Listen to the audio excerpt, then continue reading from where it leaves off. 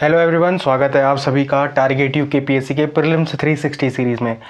लंबे समय अंतराल बाद ये सीरीज़ आ रही है और ये सीरीज़ फिर पहले की तरह 6 टॉपिक है ना, हर सब्जेक्ट से ये टॉपिक है। जैसे पहला टॉपिक आपके हिस्ट्री से है, दूसरा टॉपिक आपके इकोनॉमिक्स से है, तीसरा टॉपिक आपके साइंस से है, चौथा टॉपिक पॉलिटी से है, पांचवा टॉपिक ज्योग्राफी से है और छठवां टॉपिक इससे उत्तराखंड से रिलेटेड है। ठीक है, उत्तराखंड की ज्योग्राफी से रिलेटेड। तो आज हम जो ये 6 टॉपिक करने जा रहे हैं इनको बड़े डिटेल में पढ़ेंगे, मतलब इतने डिटेल में पढ़ेंगे कि आपके प्रीलिम्स के तो सारे क्वेश्चन ये इन टॉपिक से फंस ही जाएं, मतलब जो भी इन टॉपिक से क्वेश्चन आए तो वो इससे बाहर नहीं आ सकते। ठीक है, लेकिन जो मेंस की बात करें, अगर आपको आरंभिक समाचार पत्र के विकास के बारे में जीएस पेपर 1 में क्वेश्चन आता है तो आप उसको क्या कर लेंगे, इजीली टैकल कर लेंगे। आपको अगर आर्थिक समृद्धि और आर्थिक विकास के बारे में पूछता है इकोनॉमी में, या इस पे पूछता है कि इस पर प्रकाश डालिए, जैसे क्वेश्चन आते हैं ना कि आर्थिक समृद्धि और आर्थिक विकास से आप क्या समझते हैं, इस पर प्रकाश डालें, तो आप उस क्वेश्चन को यहाँ पर से ईजिली टैकल कर पाओगे। ठीक है, और डीएनए आप, मुझे उम्मीद है कि आप कर ही रहे होंगे, सुबह का जो डीएनए करते हैं हम, है ना, डेली न्यूज़ एनालिसिस करते हैं, तो उनके साथ हम इसको लगातार रिलेट करते हुए चलेंगे। कई जगहों में मैं आपको करंट अफेयर से यहाँ पर क्या करूँगा, इंटरलिंक करने की कोशिश करूँगा, जिससे आपका जो इंटरेस्ट है वो इस पर बना रहे, है ना। और जैसे तीसरा टॉपिक है अंतरस्रावी ग्रंथियाँ, हमने बाह्यस्रावी ग्रंथियाँ कर लिया था पिछले किसी 360 सीरीज़ के किसी एक लेक्चर में कर लिया था। अब ये अंतरस्रावी ग्रंथियाँ भी आज क्या कर लेंगे, समाप्त कर लेंगे। तो आपकी जो भी ग्रंथि वाले टॉपिक होता है वो क्या हो जाएगा, पूर्ण रूप से समाप्त हो जाएगा। फिर संविधान सभा, ये पॉलिटी का क्या है, टॉपिक है, और यहाँ से हमेशा क्वेश्चन बनते हैं और यहाँ से इंपॉर्टेंट और छोटे छोटे बिल्कुल फैक्चुअल क्वेश्चन बनते हैं जो आपको कंफ्यूज कर देते हैं।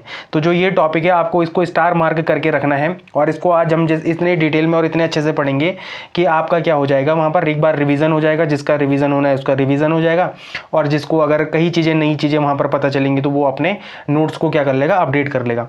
फिर हमने पिछले किसी लेक्चर में रेगिस्तान की स्थलाकृतियों के बारे में बात करी थी। आज हम नदियों की स्थलाकृति के बारे में बात कर देंगे, उनके इरोजन से कौन से बनता है, उनके निक्षेपण से कैसे कैसे आकृति बनती है, तो उसको भी हम डिटेल में क्या कर लेंगे। तो ये जो टॉपिक है ये बड़ा इंपॉर्टेंट है आपके prelims as well as mains के लिए। ठीक है, फिर उत्तराखंड के आज सारे ही दर्रे एक बार क्या कर लेंगे, डिटेल में देख लेंगे, जो आपके प्रिलिमिनरी एग्जाम में बन सकते हैं उनको देख लेंगे। ठीक है, तो अब आगे बढ़ते हैं। तो ये हम टॉपिक कर चुके हैं कवर, इतने सारे टॉपिकों को हम क्या कर चुके हैं, कवर कर चुके हैं। जो भी प्रीलिम्स 360 के प्रीवियस लेक्चर को नहीं देखा है वो मैं उससे विनम्र निवेदन करूंगा कि वो इससे पहले के 6 लेक्चर को जरूर देखें। ठीक है, वहां पर हमने बड़े डिटेल से क्या करा है, चीज़ों को कंप्लीट किया है। जैसे इमरजेंसी हो गया, या जो पंचवर्षीय योजनाएं हो गई, या जो सिख के 10 गुरु हो गए उनको हमने डिटेल में करा है, ओजोन परत को हमने डिटेल में करा है, कोर इन्फ्लेशन को डिटेल में करा है, कोपेन वाले को डिटेल में करा है, फेरा फेमा, है ना, कई बार हम डीएनए में इस परसों अभी में हमने पढ़ा था तो इसको भी हमने डिटेल में करा है। अकाल आयोगों के बारे में हमने डिटेल में करा है। घाटे कितने प्रकार के होते हैं इकोनॉमिक्स में, वो हमने डिटेल में करा है ना। ये एक्सोक्राइन ग्लैंड, आज हम क्या करेंगे, इंडोक्राइन ग्लैंड कर लेंगे, अच्छे से कर लेंगे। फिर उत्तराखंड के विधानसभा के प्रमुख अध्यक्ष, यहाँ से भी क्या आए थे, क्वेश्चन आए थे। आरओ मेंस में ये क्वेश्चन आया हुआ था, इस बार पीसीएस में भी ये क्वेश्चन आया हुआ था। ठीक है, तो ये टॉपिक्स हमने क्या करे हैं, ये बिल्कुल वही टॉपिक हैं जो आपके प्रीवियस ईयर क्वेश्चन पेपर में आए हैं। अगर इनसे कोई नया क्वेश्चन बनता है तो इस डीएनए से बाहर वो टॉपिक जाएगा ही नहीं। ठीक है, ये मेरी पूर्ण तरीके से गारंटी है आपको, है ना। अगर आपको मुझसे जुड़ना है, अगर आपको टारगेट यूकेपीएससी से जुड़ना है तो आप उसके टेलीग्राम चैनल से जुड़ सकते हैं। यहाँ पर मैं टाइम पे और या रोज डेली बेसिस पे क्या कुछ करंट अफेयर भेजता रहता हूँ। ठीक है, तो वो आपके एग्जाम पॉइंट ऑफ व्यू के लिए बड़ा इंपॉर्टेंट होता है। मेंस के एनालिटिकल क्वेश्चंस मैं आपको यहाँ पर पूछता हूँ, वो आपके लिए बड़े इंपॉर्टेंट होते हैं, है ना। और अगर आपको, जैसे मैं कई बार क्या करता हूँ, आंसर राइटिंग के क्वेश्चन भी दे देता हूँ डीएनए में। ठीक है, अगर आप आंसर करते हैं और तो आप मुझे कहाँ पर भेज सकते हैं, डायरेक्ट टारगेट यूकेपीएससी के टेलीग्राम चैनल पर भेज सकते हैं। ठीक है, अब तो उसमें एक नया फीचर आ गया है डायरेक्ट मैसेज करने का, तो बड़ा अच्छा फीचर है। ठीक है, तो यहाँ पर जो भी अपडेट नहीं करा है अपने टेलीग्राम को एक बार अपडेट कर लेना, वहाँ पर आपको वो डायरेक्ट मैसेज का फीचर मिल जाएगा। ठीक है, तो सबसे पहले हम देखते हैं हिस्ट्री के एक टॉपिक को, और हिस्ट्री में जो टॉपिक है वो बड़ा ही इंपॉर्टेंट है। चाहे आप इस बार का पुलिस वाला एग्जाम देख लें, ये वाला क्वेश्चन आया था पुलिस एग्जाम में। ठीक है ना, चाहे आप यूपीएससी का एग्जाम देख लें कोई, चाहे आप पीसीएस का एग्जाम देख लें कोई, ठीक है, चाहे आप किसी भी वनडे एग्जाम को देख लें, यहाँ से एक क्वेश्चन आता ही आता है। इवन यहाँ से हिंदी के क्वेश्चन भी आते हैं। उदंत मार्तंड के लेखक कौन थे, मतलब इसके संपादक कौन थे, पंडित जुगल किशोर शुक्ल थे। ठीक है, कई बार आया है। उदंत मार्तंड को किस और नाम से जाना जाता था, तो ये भी हम फर्दर देखेंगे किस नाम से जाना जाता था। ठीक है, तो हम इस टॉपिक को बड़े ही डिटेल में क्या करेंगे, पढ़ लेंगे आज, है ना। तो सबसे पहली क्या है कि प्रथम अंग्रेजी समाचार पत्र 29 जनवरी 1780 को जेम्स अगस्त की हिक्की द्वारा प्रकाशित किया गया था। तो सबसे पहला जो अखबार प्रकाशित किया गया था वो जेम्स अगस्त की हिक्की द्वारा प्रकाशित किया गया था। और कब किया गया था? 29 जनवरी 1780 को किया गया था, ठीक है। इसका नाम क्या था? द बंगाल गजट था। इसका नाम क्या था? बंगाल गजट था। कलकत्ता जर्नल एडवर्टाइजर के नाम से भी जाना जाता था ये, ठीक है। कलकत्ता जर्नल एडवर्टाइजर के नाम से भी जाना जाता था ये, और इसे हिक्की गजट भी कहा जाता था, ठीक है। इसको क्या कहते थे? हिक्की गजट भी कहते थे। अपना ये आपको ये डेटा कहीं नहीं मिलेगा। ये पता कहाँ से मिला है? ये मुझे तमिलनाडु बोर्ड के एनसीईआरटी से मिला है। तमिलनाडु बोर्ड के एनसीईआरटी का ये फैक्ट है, ठीक है, वहाँ से मिला है मुझे ये, है ना। तो आपके लिए जो डेटा लाया जा रहा है वो जो एनसीईआरटी होती है उसका निचोड़ होता है। जो तमिलनाडु बोर्ड की किताबें होती हैं वो होता है एनएसआईओ बोर्ड जो होता है अपना, है ना, ओपन यूनिवर्सिटी वाला बोर्ड होता है, वहाँ से ये डेटा लाया जाता है। तो ये बड़ा इंपॉर्टेंट है, ठीक है। फिर कलकत्ता क्रॉनिकल, ठीक है, क्रॉनिकल एक समाचार पत्र था और ये कब प्रकाशित होता है? 1811 में प्रकाशित होता है। और इसे कौन प्रकाशित करते हैं? तो जे.एस. बकिंघम द्वारा प्रकाशित किया जाता है। ये भी पूछा जा सकता है आपको, ठीक है। कब तक वो जेम्स अगस्त की हिक्की के पीछे ही पड़ा रहेगा? कभी पूछ दे उसने कलकत्ता क्रॉनिकल अखबार किसके द्वारा संपादित प्रकाशित किया जाता था? तो जे.एस. बकिंघम द्वारा प्रकाशित किया जाता था, ठीक है। फिर प्रथम हिंदी समाचार पत्र कब प्रकाशित किया गया? तो 30 मई 1826 को किया गया। इसीलिए हम 30 मई को क्या मनाते हैं? हिंदी पत्रकारिता दिवस भी मनाते हैं, ठीक है। 30 मई को हम कौन सा दिवस मनाते हैं? हिंदी पत्रकारिता दिवस के रूप में भी मनाते हैं। तो 30 मई 1826 को कोलकाता से उदंत मार्तंड का प्रकाशन हुआ। यह एक साप्ताहिक पत्र था। देखो इसको भी आप याद रखना कि कौन सा पत्र डेली न्यूज़पेपर है, कौन सा साप्ताहिक है, ठीक है। तो ये क्या था? एक साप्ताहिक पत्र था। इसका संपादक किसने करा था? तो पंडित जुगल किशोर शुक्ल ने करा था, ठीक है। इसके संपादक कौन थे? तो पंडित जुगल किशोर शुक्ल थे। और इसको किस नाम से जाना जाता था? तो और इसको किस नाम से जाना जाता था? द राइजिंग सन के नाम से जाना जाता था, ठीक है। ये कई बार पेपर में आ सकता है कि द राइजिंग सन के नाम से और किस अखबार को जाना जाता था? तो वो उदंत मार्तंड को ही जाना जाता था, ठीक है। तो ये इंपॉर्टेंट है। फिर यहाँ पर क्या है कि हिंदी पत्रकारिता दिवस, तो उदंत मार्तंड के प्रकाशन की तिथि 30 मई को हर साल भारत में हिंदी पत्रकारिता दिवस के रूप में मनाया जाता है। तो ये आपके एग्जाम पॉइंट ऑफ व्यू के लिए बड़ा इंपॉर्टेंट है। फिर जब पत्रकारिता की बात करते हैं तो राजा राम मोहन राय जी को कैसे भूल सकते हैं आप, ठीक है। तो राजा राम मोहन राय जी का क्या योगदान है? इन्हें राष्ट्रीय प्रेस का संस्थापक माना जाता है। ये भी कई बार पूछा जा सकता है कि राष्ट्रीय प्रेस का संस्थापक किसे माना जाता है? तो वो किसे माना जाता है भैया? राजा राम मोहन राय जी को माना जाता है। इन्होंने बंगाली में संवाद कौमुदी 1821 में लिखी थी, मतलब प्रकाशन किया था। और फारसी में मिरातुल अखबार 1822 का प्रकाशन किया था, ठीक है। राजा राम मोहन राय को बहुत सारी भाषाओं का ज्ञान था, ठीक है। अगर आपको पता होगा ना तो राजा राम मोहन राय को क्या था? बहुत सारी भाषाओं का ज्ञान था, ठीक है। तो उनका क्या था? फारसी में कौन सा अखबार था? तो मिरात उल अखबार था, 1822 में प्रकाशित हुआ था। और संवाद कौमुदी कब हुआ था प्रकाशित? तो 1821 में प्रकाशित हुआ था। और ये कौन सी भाषा में था? तो बंगाली भाषा में था संवाद कौमुदी, ठीक है। तो ये इंपॉर्टेंट है। फिर जेम्स अगस्त की हिक्की को भारत के पत्रकारिता का जनक भी कहा जाता है। तो ये भी इंपॉर्टेंट है। देखो राष्ट्रीय प्रेस के संस्थापक तो कौन है? राजा राम मोहन राय हैं, ठीक है। लेकिन भारत में पत्रकारिता का जनक किसे कहा जाता है? फादर ऑफ इंडियन जर्नलिज्म का जो जर्नलिज्म कहा जाता है वो किसे कहा जाता है? तो वो जेम्स अगस्त की हिक्की को कहा जाता है। तो ये क्या है? बड़ा ही इंपॉर्टेंट है आपके लिए, ठीक है। अब आगे देखते हैं। तो प्रेस के विरुद्ध प्रतिबंध भी लगे थे, ठीक है। क्यों लगे थे, है ना, इसको भी देखेंगे।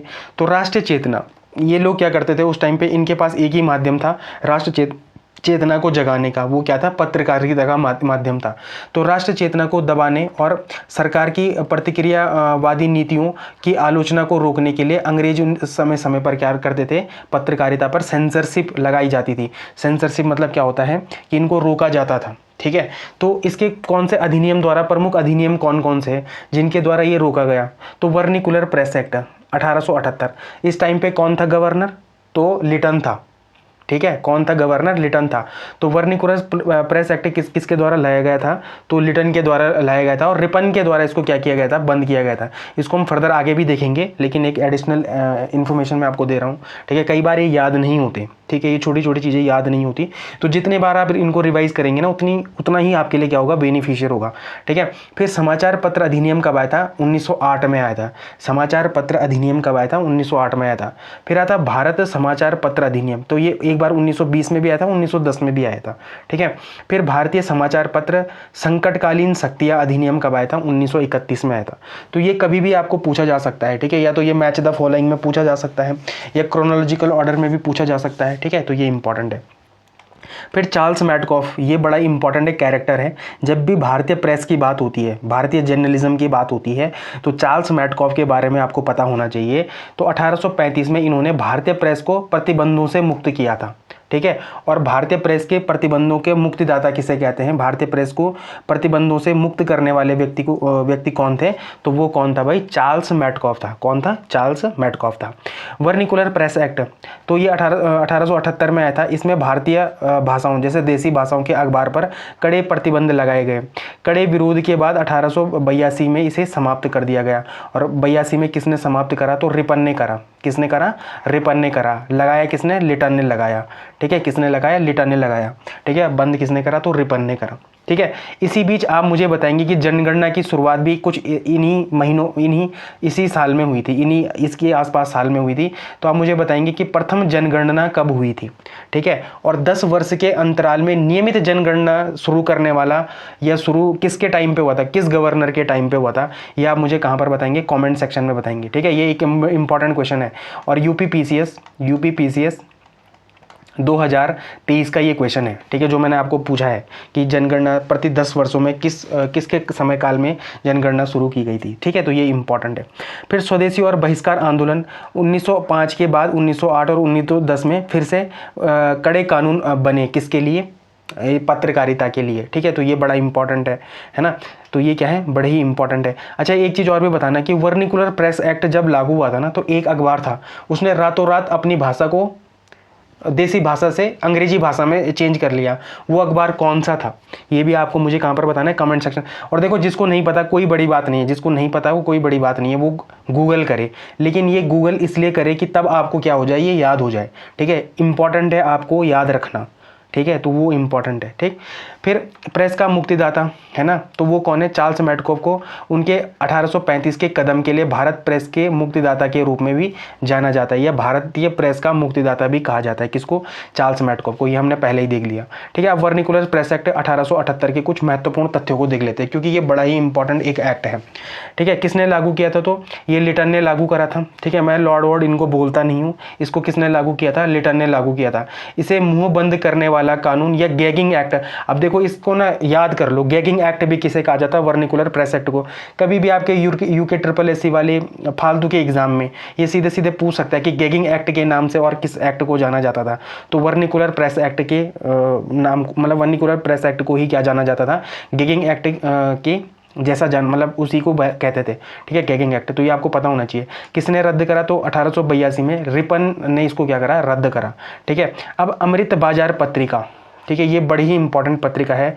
यह रातों रात बंगाली भाषा से अंग्रेजी भाषा के समाचार पत्र में बदल गई, ताकि वह वर्निकुलर प्रेस एक्ट के प्रतिबंधों से बच सके। ये मैं आपको पीछे भी पूछ चुका हूँ। अब आपको मुझे ये बताना है। ठीक है, अमृत बाजार पत्रिका आपको पता चल गया, इसके संपादक कौन थे? आपको मुझे ये बताना है कि इसके संपादक कौन थे।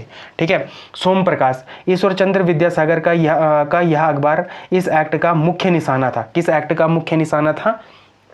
वर्निकुलर प्रेस एक्ट का। ठीक है, और उसका नाम क्या था? उस अखबार का नाम क्या था? तो सोम प्रकाश था उसका नाम। ठीक है, और इस अखबार को कौन लिखते थे? तो ईश्वर चंद्र विद्यासागर लिखते थे। ईश्वर चंद्र विद्यासागर ने और कौन कौन से काम करे थे? ठीक है, ये जरा मुझे कमेंट सेक्शन में बताना। ये बड़ी ही इंपॉर्टेंट पर्सनैलिटी है।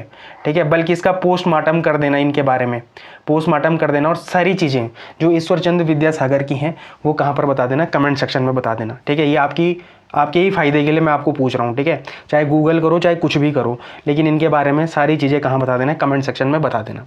ठीक है, फिर आया था सेंसरशिप ऑफ प्रेस एक्ट। कब आया था? 1799 में आया था। ये बड़ा इंपॉर्टेंट है। देखो ये कब, जब हमारा क्या हुआ था, स्टार्टिंग में क्या हुआ था, जब हमारा बंगाल गजट बना था, जेम्स अगस्ती की हिक्की ने बनाया था, उसके बाद ठीक है। 1780 में वो आया था, 1799 में सेंसरशिप ऑफ प्रेस एक्ट शुरू हो गए थे, ठीक है। और इसे कौन लाया था? तो वेलाजेली लाया था। वेलाजेली ने फ्रांसीसी के हमले की अफवाहों को रोकने के लिए इसको लगाया था। किसको? Censorship of press act 1799। किसके अफवाहों को फैलाने के लिए? तो फ्रांसीसी के अफवाहें फैल न पाए, ठीक है। यह भारत में प्रेस का पहला बड़ा प्रतिबंध था। तो ये भी आपके क्वेश्चन में आ सकता है कि भारतीय प्रेस पर सबसे पहला और सबसे बड़ा प्रतिबंध कौन था? तो सेंसरशिप ऑफ प्रेस एक्ट 1799 था, ठीक है। ये इंपॉर्टेंट है। तो आई होप आपकी समझ में ये आया होगा, ठीक है। अगर आया है तो इस क्वेश्चन का आंसर जरा मुझे कहाँ पर बता देना, कमेंट सेक्शन में बता देना। ये बड़ा ही इंपॉर्टेंट आपके लिए क्वेश्चन है और इसका आंसर कहाँ बता देना, कमेंट सेक्शन में बता देना, ठीक है। अब जो अगला जो टॉपिक है वो है इकोनॉमी से रिलेटेड है, ठीक है। इकोनॉमी से रिलेटेड है, आर्थिक समृद्धि की बात करें चाहे आर्थिक विकास की बात करें, ठीक है। ये बड़ा ही इंपॉर्टेंट एक टॉपिक है ना। इसको आज क्या कर लेंगे, ख़त्म कर लेंगे। आपको इसके बाद ये दोबारा पढ़ने की ज़रूरत नहीं पड़ेगी, आर्थिक समृद्धि और आर्थिक विकास को, ठीक है। आर्थिक समृद्धि क्या होती है? ये गुणात्मक वृद्धि है, ठीक है। आर्थिक समृद्धि का सीधा मतलब है कि देश के उत्पादन और आय में होने वाली मात्रात्मक वृद्धि है, ठीक है। क्या है? केवल और केवल क्वांटिटेटिव इंक्रीज है, ये मात्रात्मक वृद्धि है। अगर किसी देश की अर्थव्यवस्था का आकार समय के साथ बढ़ रहा है तो उसे क्या कर देंगे, आर्थिक समृद्धि कहा जाएगा। उसे क्या कहा जाएगा? आर्थिक समृद्धि कहा जाएगा, ठीक है। इसके कुछ की पॉइंट है। मात्रात्मक अवधारणा क्या है? इसे संख्याओं में आसानी से मापा जा सकता है। किसे? आर्थिक समृद्धि को क्या करा जा सकता है? संख्याओं में आसानी से मापा जा सकता है। इसके जो मापक हैं वो क्या क्या हैं, ठीक है। इसके मापक मुख्य रूप से क्या है? एक तो जीडीपी है, ग्रॉस डोमेस्टिक प्रोडक्ट। आप मुझे जरा जीडीपी की परिभाषा कहाँ पर बताएंगे? कमेंट सेक्शन में बताएंगे। जीएनपी की परिभाषा कहाँ पर बताएंगे? कमेंट सेक्शन में बताएंगे। और प्रति व्यक्ति आय की भी परिभाषा कहाँ पर बताएंगे? कमेंट सेक्शन में बताएंगे। तो ये इनसे भी मापा जाता है क्या? आर्थिक समृद्धि जीडीपी से मापा जा सकता है, जीएनपी से मापा जा सकता है, और पर कैपिटा इनकम मतलब प्रति व्यक्ति आय से भी इसका मापन हो जाता है, इजीली हो जाता है, ठीक है। इसका क्या है? एक सीमित दायरा है, ये नैरो स्कोप से देखता है चीज़ों को। यह केवल इस बात का ध्यान रखता है कि देश में पैसा और उत्पादन बढ़ा या नहीं।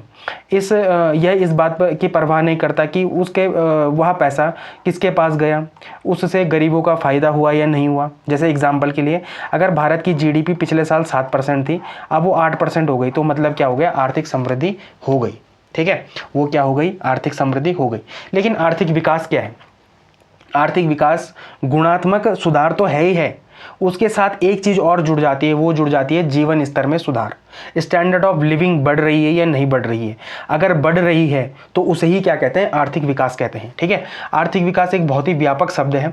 इसमें आर्थिक समृद्धि को तो शामिल किया ही जाता है, मतलब होती है, लेकिन साथ में समाज में होने वाले गुणात्मक सुधारों को भी देखा जाता है। अगर इसको सिंपली भाषा में आप समझने की कोशिश करेंगे तो आर्थिक विकास बराबर क्या होता है? आर्थिक समृद्धि प्लस जीवन स्तर में सुधार। अब देखो, ये आपकी समझ आया होगा, नहीं आया होगा, पर मैं एक कोशिश और करता हूँ। देखो, मानो ये एक चीज़ मान के चलूँ कि एक परिवार है ए, ठीक है। एक परिवार है ए, एक परिवार है बी, ठीक है। एक परिवार है ए, एक परिवार है बी।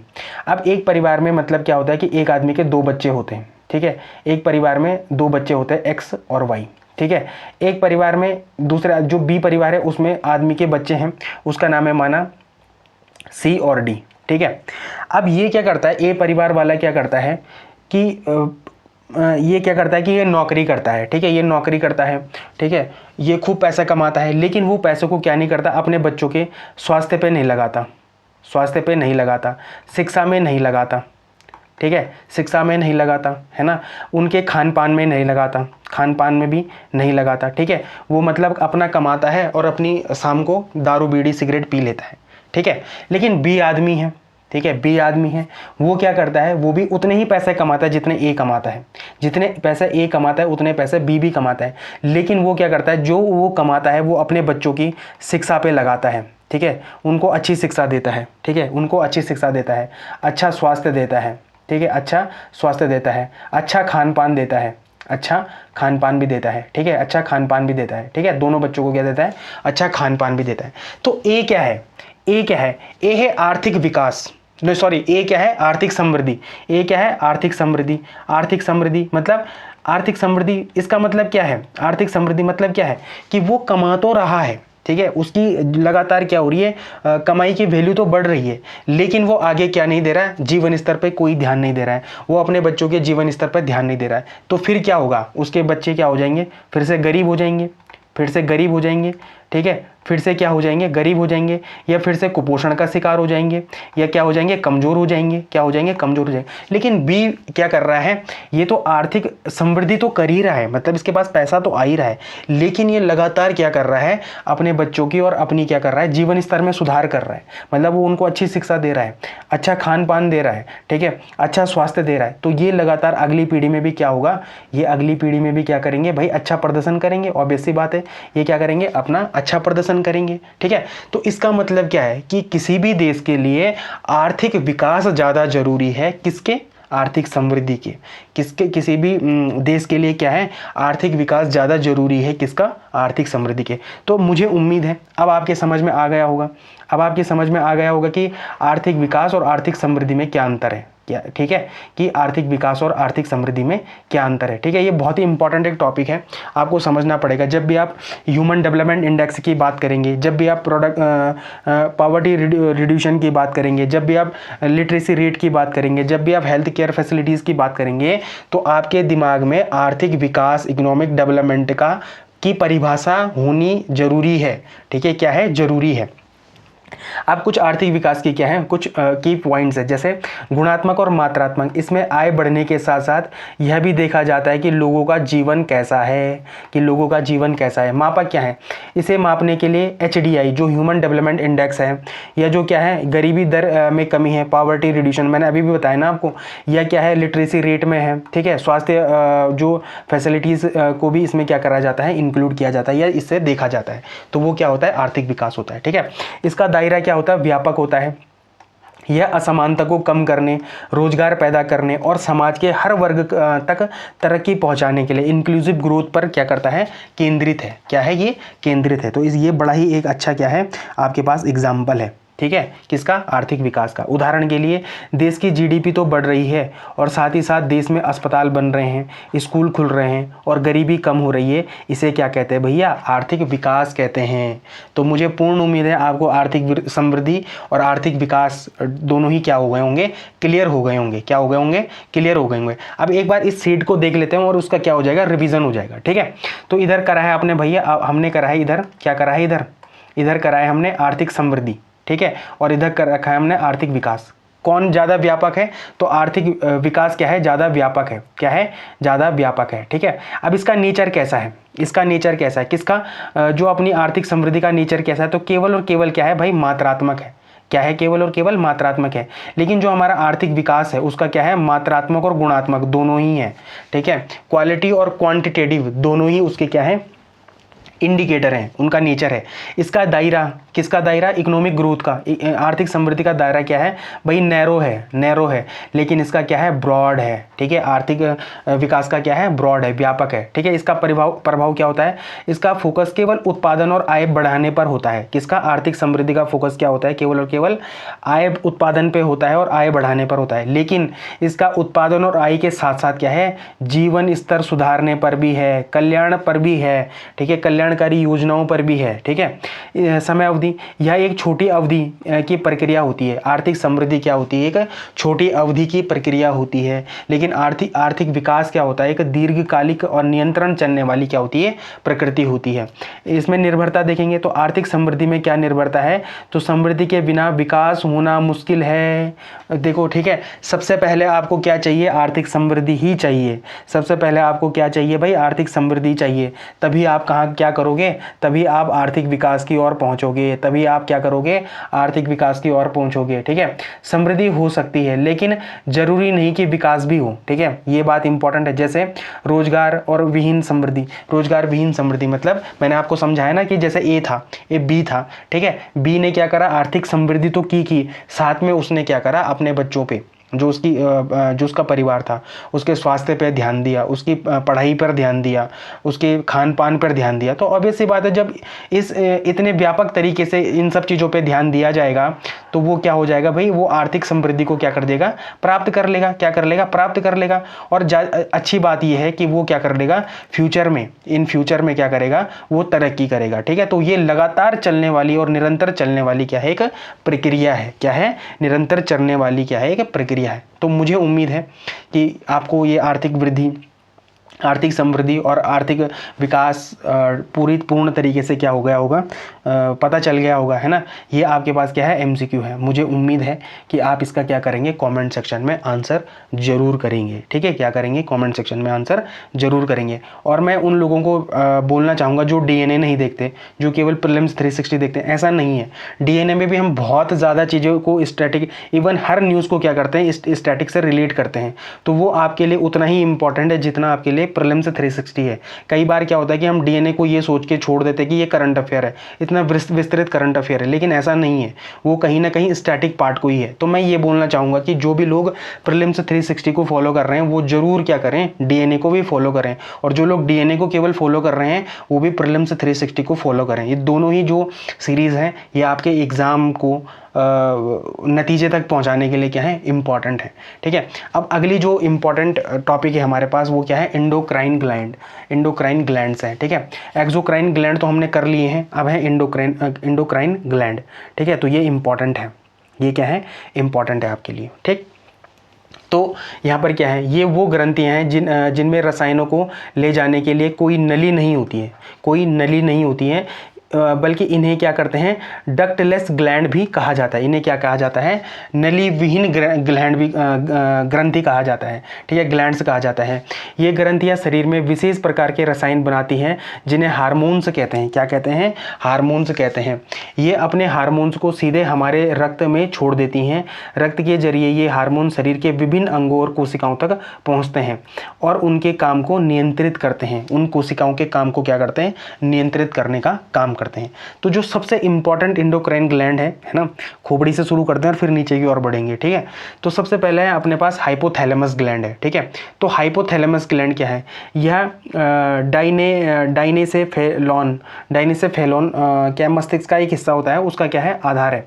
ठीक है, और ये क्या है, मुख्य रूप से दो तरीके के हार्मोन बनाती है। पहला क्या हार्मोन है, रिलीजिंग हार्मोन। क्या है ये, रिलीजिंग हार्मोन है। ठीक है, तो जो पिट्यूटरी ग्रंथि को हार्मोन स्रावित करने के लिए प्रेरित करती है। जो हमारी देखो ये है, ये क्या है, अपना हाइपोथैलेमस है। ठीक है, यहाँ पर हाइपोथैलेमस है, उसी के नीचे यहाँ पर क्या है, पिट्यूटरी ग्लैंड है। तो ये क्या करता है, हाइपोथैलेमस का जो रिलीजिंग हार्मोन है ना, ये क्या करता है कि जो पिट्यूटरी ग्लैंड है उसको हार्मोन स्रावित करने के लिए प्रेरित करता है। जैसे GnRH जो हार्मोन होता है, ये जो रिप्रोडक्शन प्रणाली के जो स्टार्ट होती है जब, ठीक है, स्टार्टिंग में जो संकेत का कार्य करता है ना, वो यही हार्मोन करता है। ठीक है, यही हार्मोन करता है, GnRH हार्मोन। ठीक है, आप क्या करना है, इसको एक बार गूगल कर लेना और इसकी फुल फॉर्म कहाँ डाल देना, कमेंट सेक्शन में डाल देना। ठीक है, तभी ये आपको याद रहेगा। ठीक है, दूसरा होता है भैया, हमने दो हार्मोन के बारे में सुना था, तो दूसरा होता है निरोध हार्मोन। ये पिट्यूटरी ग्लैंड के स्राव को रोकता है ना। ये क्या करता है, पिट्यूटरी ग्लैंड के स्राव को रोकता है। जैसे सोमाटोस्टेन है, ये कहीं ना कहीं ग्रोथ हार्मोन से रिलेट करता है। ये जो सोमाटोस्टेन है ना, ये कौन सा हार्मोन है, ये ग्रोथ हार्मोन को क्या करता है, ग्रोथ हार्मोन से रिलेट करता है। ठीक है, तो ये इंपॉर्टेंट है। तो ये क्या हो गई भैया, हमारा हाइपोथैलेमस ग्लैंड हो गया। ठीक है, ये क्या हो गया, हमारा हाइपोथैलेमस ग्लैंड। अब दूसरे नंबर पर है पिट्यूटरी ग्लैंड। ठीक है, दूसरे नंबर पर क्या है भाई, पिट्यूटरी ग्लैंड है। इसे क्या कहते हैं, मास्टर ग्रंथि कहते हैं। कई बार ये वनडे एग्जाम में आ जाता है कि मास्टर ग्रंथि के नाम से किस ग्रंथि को जानते हैं, तो पीयूष ग्रंथि को क्या जानते हैं, मास्टर ग्रंथि के नाम से जानते हैं। लेकिन यह हाइपोथैलेमस के नियंत्रण में काम करती है। देखो अभी हमने पीछे पढ़ा ना, ठीक है, हमने पीछे यहाँ पर भी पढ़ा था जब वो रिलीजिंग हार्मोन की बात कर रही थी। तो इसका मतलब क्या है कि पिट्यूटरी ग्लैंड का पापा कौन है, हाइपोथैलेमस है। एक मैं याद करने के लिए बता रहा हूँ। ठीक है, ये क्या करती है कि हाइपोथैलेमस के नियंत्रण में काम करती है ये। ठीक है, ये बड़ा इंपॉर्टेंट है और इन्हें दो भागों में बांटा गया है। पहला है अग्र पीयूष, मतलब जो एंटोरियर पिट्यूटरी है, मतलब आगे वाला, ठीक है, क्या है, आगे वाला। और एक होता है पश्च पिट्यूटरी ग्लैंड जो पीछे है, जो क्या है, पीछे है। तो ये बड़ी इंपॉर्टेंट है। तो जो अग्र वाला पिट्यूटरी ग्लैंड है वो कौन कौन से हार्मोन को स्रावित करता है? सबसे पहले जीएच मतलब ग्रोथ हार्मोन को करता है ये रिलीज, ठीक है। और ग्रोथ हार्मोन हमारे लिए क्यों इंपॉर्टेंट है? शरीर की ये वृद्धि करता है। क्या करता है? शरीर की वृद्धि करता है। फिर अल्पस्राव डेफिशिएंसी से क्या हो जाता है? ड्वार्फिज्म हो जाता है। ड्वार्फिज्म हो जाता है मतलब बौनापन आ जाता है। जब ये अतिस्राव होता है, जब ये ग्रोथ हार्मोन क्या करता है, देखो जब तो ये ग्रोथ हार्मोन क्या करेगा, कम स्राव करेगा। देखो ये इसी के पार्ट है। हाँ, जब ये ग्रोथ हार्मोन को कम स्राव करेगा तो ड्वार्फिज्म की बात आ जाएगी, बौनेपन की बात आ जाएगी। जब ये अति स्राव करेगा तो जिजेंटिज्म, जिजेंटिज्म मतलब क्या होता है? भीमकायता, ठीक है, ये आ जाएगी। या एक्रोमीगेली आ जाएगी, मतलब यहाँ पर क्या होता है? शरीर बड़ा हो जाता है, ठीक है। क्या हो जाता है? शरीर बड़ा हो जाता है। और अल्पस्राव में क्या हो जाता है? शरीर बौना हो जाता है। क्या हो जाता है भाई? शरीर बौना हो जाता है, ठीक है। तो ये इंपॉर्टेंट है, ये क्या है? इंपॉर्टेंट है। फिर देखो क्या होता है, ये तो दो ग्रोथ हार्मोन से रिलेटेड हो गए। फिर है प्रोलैक्टिन ग्लैंड, जो प्रोलैक्टिन हार्मोन है। तो ये जो महिलाओं में स्रावित होता है, ठीक है, ये क्या होता है? बेसिकली महिलाओं में स्रावित होता है प्रोलैक्टिन ग्लैंड। तो जो ये जो उनकी क्या होती है, स्तन ग्रंथियां होती हैं, उनकी वृद्धि और दूध के निर्माण को नियंत्रित करता है। तो वो कौन करता है? प्रोलैक्टिन हार्मोन करता है। वो उसको नियंत्रण का काम कौन करता है? प्रोलैक्टिन हार्मोन करता है। फिर एक हार्मोन होता है TSH, thyroid stimulating hormone, thyroid stimulating hormone. तो ये थायराइड ग्रंथि को नियंत्रित करता है। और ये भी कहाँ से निकलता है? तो ये पिट्यूटरी ग्लैंड से निकलता है, वो भी आगे वाले पिट्यूटरी ग्लैंड से निकलता है, ठीक है, ये इंपॉर्टेंट है। फिर एसीटीएच है, एड्रेनल कार्टेक्स को नियंत्रित करता है, ठीक है, इसकी फुल फॉर्म भी यही है, एड्रेनल कार्टेक्स, है ना, ये इसको क्या करता है, इसको नियंत्रित करता है। फिर एफएसएच और एलएच, तो गोनाडोट्रोपिन जो अपने क्या होते हैं, मेल और फीमेल में क्या होते हैं, जो टेस्टिस होती हैं और जो क्या होता है, अंडाशय होता है, ठीक है, जो वृषण और अंडाशय होता है उसको क्या करता है, ये नियंत्रित करने के काम करते हैं। कौन?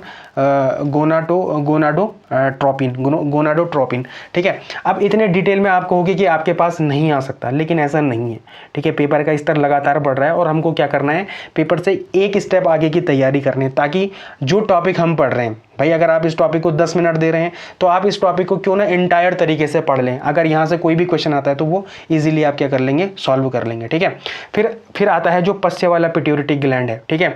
तो यह वास्तव में हाइपोथैलेमस द्वारा बनाए गए हार्मोन को स्टोर करता है। इसका मतलब मैंने पहले ही बोल दिया आपको कि पिट्यूटरी ग्लैंड का पापा कौन है? हाइपोथैलेमस ग्लैंड है।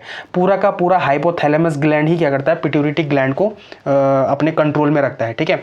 अब है ऑक्सीटोसिन, देखो ये बहुत ही इंपॉर्टेंट हार्मोन है, ठीक है, ये बहुत ही इंपॉर्टेंट हार्मोन है। कौन? ऑक्सीटोसिन।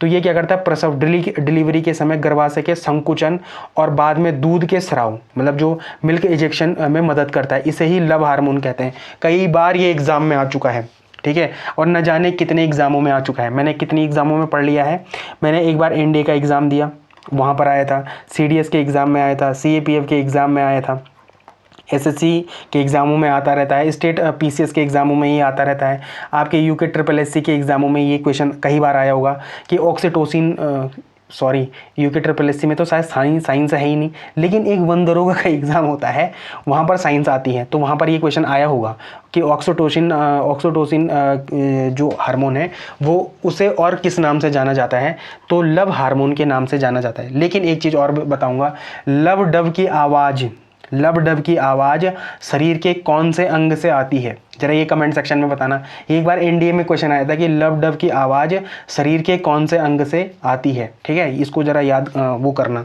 ठीक है। मैं आपको ऑप्शन दे देता हूँ, किडनी, हार्ट, अग्नाशय और क्या होते हैं, यकृत, ठीक है। तो ये आपके ऑप्शन है, आप मुझे बता देना कि लव डव की साउंड के कौन से हिस्से से, मतलब कौन से ऑर्गन से आती है, ठीक है, ये बता देना, ठीक। फिर दूसरा है वासोप्रेसिन और एडीएच, एंटी ड्यूटेरिक हार्मोन। तो यह किडनी से पानी के जो पुनरावेशन है ना, को बढ़ाता है, जिससे मूत्र में पानी का जो नुकसान होता है वो कम होता है, ठीक है, तो ये इंपॉर्टेंट है। फिर डायबिटीज़ इंसिपिडस है, एक चीज़ है, लेकिन इसमें क्या होता है, बार बार पेशाब आती है यहाँ पर और प्यास लगती है, लेकिन ये शुगर वाला डायबिटीज़ से अलग है, हाँ, ये वो नहीं है, तो यहाँ पर लिखा भी हुआ है, ठीक है, तो ये इंपॉर्टेंट। तो यहाँ पर एक तो एडीएच आपको पता होना चाहिए, ऑक्सीटोसिन लव हार्मोन आपको पता होना चाहिए, ठीक है, और ऑक्सीटोसिन का काम क्या है, तो डिलीवरी के समय गर्भाशय के संकुचन और बाद में क्या, मिल्क इजेक्शन प्रोडक्शन में काम करता है। कौन करता है?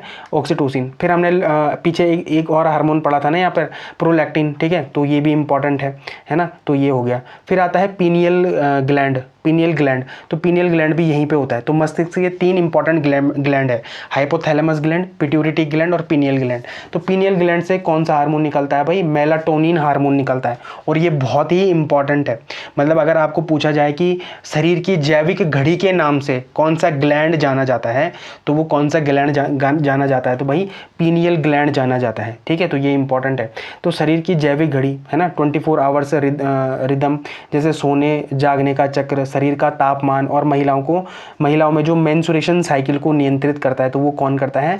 मेलाटोनिन ग्लैंड हार्मोन करता है। और ये कौन सा ग्लैंड स्रावित करता है? तो पीनियल ग्लैंड करता है। भाई ये आपके लिए बड़ा इंपॉर्टेंट है, ठीक है, ये आपके पेपर में कभी भी आ सकता है, ठीक है, ये आपके पेपर में क्या हो सकता है? कभी भी आ सकता है, ये इंपॉर्टेंट ग्लैंड है। फिर थायराइड ग्लैंड है, तो ये थायराइड ग्लैंड क्या है? यह श्वास नली के दोनों ओर स्थित होता है, ठीक है। जो थायराइड ग्लैंड है ना, ये देखो, ये यहाँ पर है थायराइड ग्लैंड, ठीक है। तो थायराइड ग्लैंड क्या होता है? तो ये श्वास नली के दोनों ओर स्थित होता है। इसके हार्मोन के निर्माण के लिए आयोडीन आवश्यक है। तो जो भी थायराइड ग्लैंड है उससे जो हार्मोन निकलता है, उसके लिए क्या इंपॉर्टेंट है? तो उसके लिए क्या इंपॉर्टेंट है भाई? आयोडीन इंपॉर्टेंट है। तो हार्मोन क्या होता है? देखो T4 हार्मोन है ना, थायरोक्सिन हार्मोन को T4 भी कहते हैं। फिर ट्राई आयोडोथायरोनिन, ठीक है, इसको T3 कहते हैं। और थायरोकैल्सिटोनिन, ठीक है, TCT कहते हैं इसको। तो जो ये TCT होता है, ये बड़ा ही इंपॉर्टेंट है, ठीक है। इसका कार्य क्या है? तो बेसल मेटाबॉलिक रेट हो गया, कार्बोहाइड्रेट हो गया, प्रोटीन हो गया, वसा हो गया, है ना, उनको नियंत्रित करता है ये। और जो मैं ये बोल रहा था ना, कैल्सिटोनिन, ये कैल्शियम के स्तर को कम करता है। ये भी एक बार पेपर में आ चुका है, ये यूपीएससी में, सीएससी में आ चुका है, ये यूपीएससी सीएससी में आ चुका है कि टीसीटी का काम क्या है। तो टीसीटी का काम क्या है? तो जो कैल्सिटोनिन है, उसका काम क्या है? तो रक्त में कैल्शियम के स्तर को क्या करना है? कम करना है। ये बड़ा इंपॉर्टेंट है। इससे संबंधित क्या रोग है? तो आयोडीन की कमी से कौन सा रोग होता है? घेगा रोग होता है, ये आपको पता है। गर्भावस्था के दौरान कमी हो तो बच्चे में क्रेटिनिज्म मतलब क्रेटिनिज्म पता क्या होता है? वो मानसिक और शारीरिक विकास को रोक देता है ये, ठीक है, अगर इसकी कमी हो जाए तो, है ना। किसकी कमी? मतलब ये आयोडीन की कमी हो जाए इसमें तो, ठीक है, तो ये इंपॉर्टेंट है।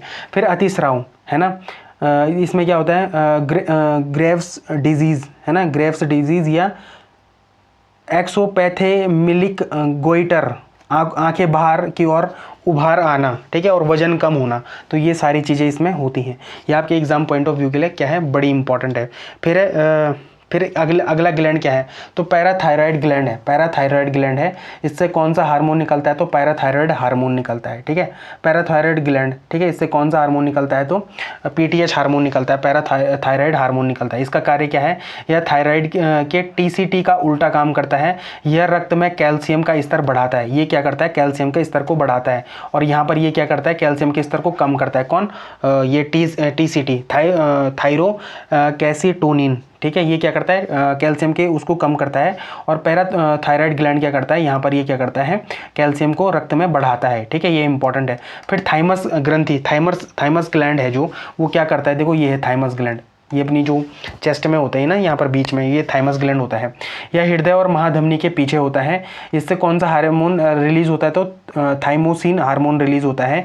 यह हमारे प्रतिरक्षा तंत्र के विकास में अहम भूमिका निभाता है।